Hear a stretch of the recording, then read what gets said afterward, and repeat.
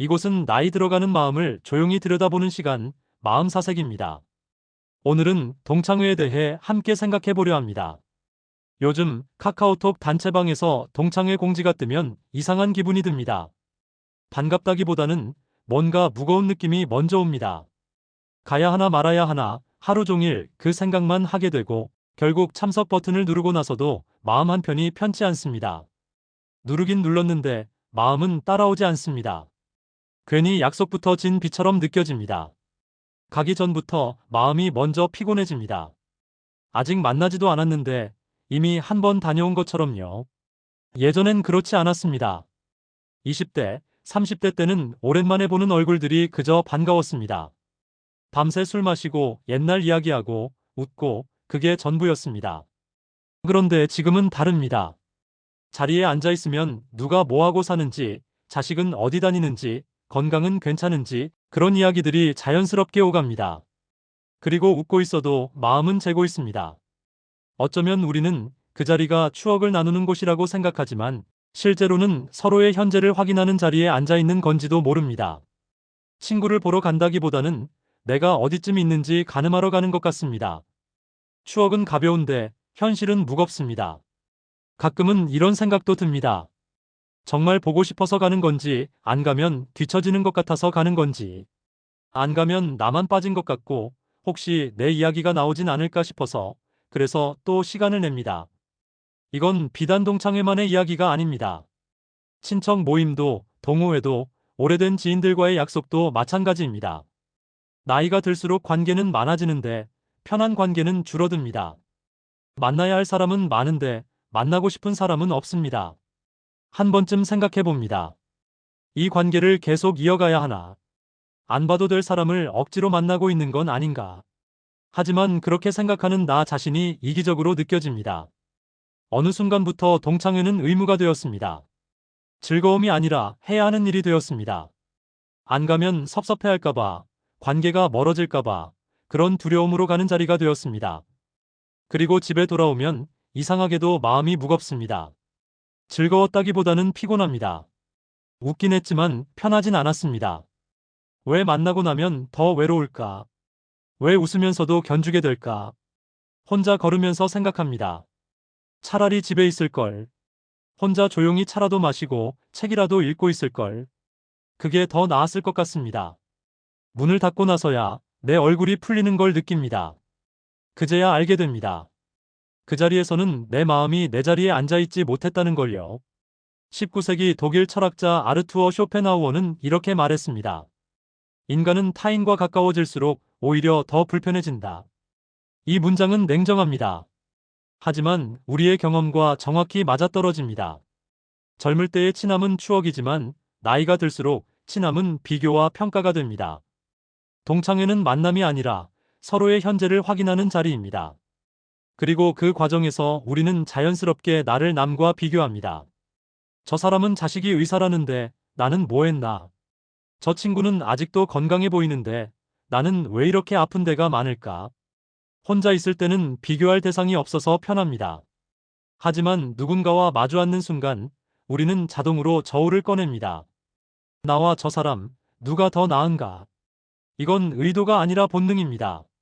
쇼펜하우어는 또 이렇게 말했습니다. 사람은 과거가 아니라 현재의 이익으로 관계를 유지한다. 예정은 말로는 남아있지만 실제 대화는 직업, 자식, 건강 이야기입니다. 추억보다 현재의 위치가 앞섭니다. 우리가 그 자리에서 나누는 건 과거가 아니라 현재의 성적표입니다. 그리고 그 성적표 앞에서 우리는 조용히 초라해집니다. 학창시절 이야기를 하면서도 우리는 지금의 처지를 생각합니다. 예전엔 다 똑같았는데 지금은 다릅니다. 누군가는 성공했고, 누군가는 평범하고, 누군가는 힘듭니다. 그 차이가 대화 속에서 은근히 드러나고 우리는 그걸 느낍니다. 말로 하지 않아도 분위기로 알 수 있습니다. 동창회 자리에서 가장 많이 나오는 질문이 있습니다. 요즘 뭐해? 이 질문은 안부가 아닙니다. 확인입니다. 너는 지금 어디에 있느냐는 질문입니다. 그래서 우리는 대답하면서도 불편합니다. 솔직하게 말하자니 초라하고 과장하자니 나중이 불편하고 그래서 애매하게 얼버무립니다. 그냥 뭐 이것저것 하면서 살지. 우리가 과거의 친구를 만나는 이유는 그 사람이 그리워서가 아니라 나의 현재를 확인하고 싶어서인지도 모릅니다. 그 사람과 비교했을 때 나는 어디쯤 있는가? 그것을 알고 싶어서 동창회에 가는 것 같습니다. 쇼펜하우어의 세 번째 말입니다. 사회적 관계가 많을수록 인간은 자기 자신을 잃기 쉽다. 오래된 관계일수록 역할이 굳어져 있습니다. 동창회에서 우리는 있는 그대로의 나가 아니라 예전의 나를 연기합니다.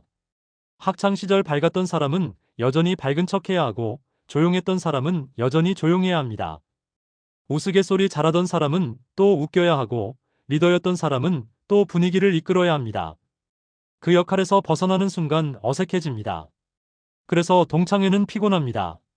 나를 보여주는 자리가 아니라 기대되는 나를 연기하는 자리이기 때문입니다. 지금의 나는 조용히 살고 싶은데 예전의 나는 시끄러웠습니다.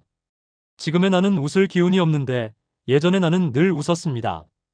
그 간극 속에서 나는 분열됩니다. 그리고 그 연기가 끝나고 집에 돌아오면 진짜 나는 더 외롭습니다. 젊을 때는 자연스러웠습니다. 하지만 나이가 들면서 나는 변했는데 사람들은 예전의 나를 기대합니다. 그래서 만날 때마다 시간을 거슬러 올라가야 합니다. 20년 전, 30년 전의 나로 돌아가서 그때의 말투로, 그때의 표정으로 연기해야 합니다. 이게 얼마나 피곤한 일인지 겪어본 사람은 압니다. 쇼펜하우어는 인간관계를 고슴도치에 비유했습니다. 추우면 서로 가까이 붙지만 가시 때문에 아파서 다시 떨어집니다. 적당한 거리를 찾아가는 게 인간입니다. 하지만 우리는 그 거리를 인정하지 못합니다. 가까워야 한다고, 자주 만나야 한다고 생각합니다. 그래서 계속 가시에 찔리면서도 다시 가까이 갑니다. 쇼펜하우어는 또 이렇게 말했습니다.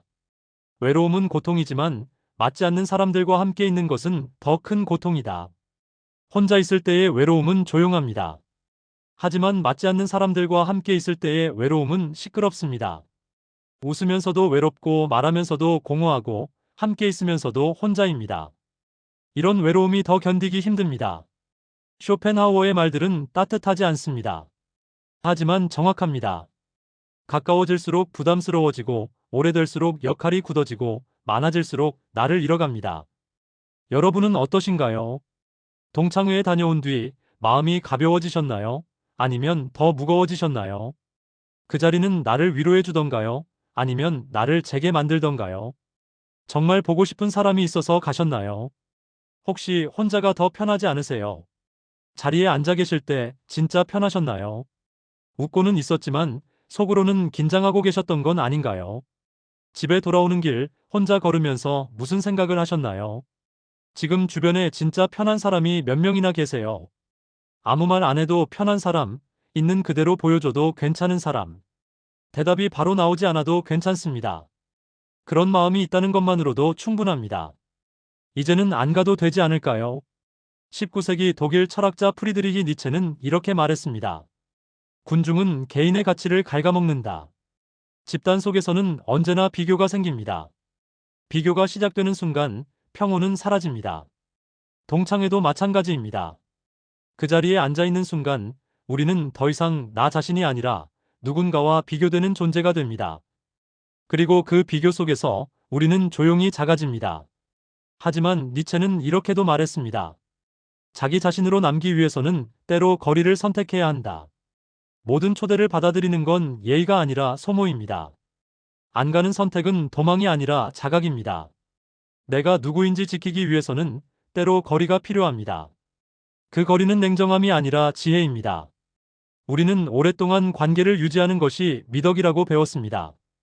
옛 친구를 소중히 여기는 것, 인연을 끊지 않는 것, 그게 좋은 사람이라고 생각했습니다. 하지만 나이가 들면서 깨닫게 됩니다. 모든 관계를 지킬 수는 없다는 것을, 그리고 지킬 필요도 없다는 것을.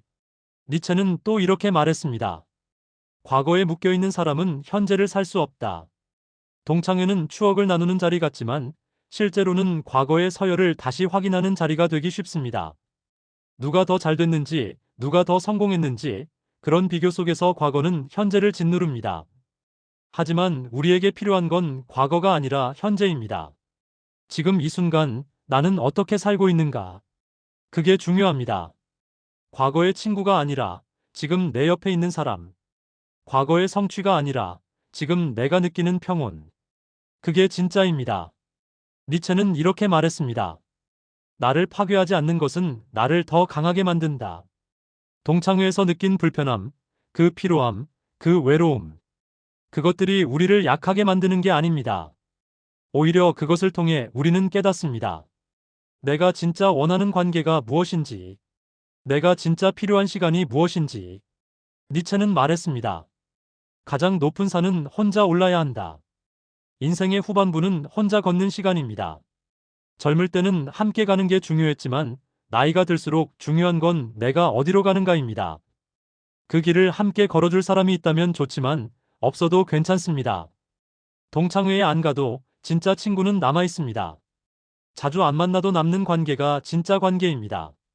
억지로 만나야 유지되는 관계라면 그건 이미 끝난 관계입니다. 니체는 이렇게도 말했습니다. 당신이 되고자 하는 사람이 되어라. 지금 우리에게 필요한 건 예전의 나로 돌아가는 것이 아니라 지금의 나를 받아들이는 것입니다. 시끄럽던 나는 이제 조용해졌습니다. 웃음 많던 나는 이제 과묵해졌습니다.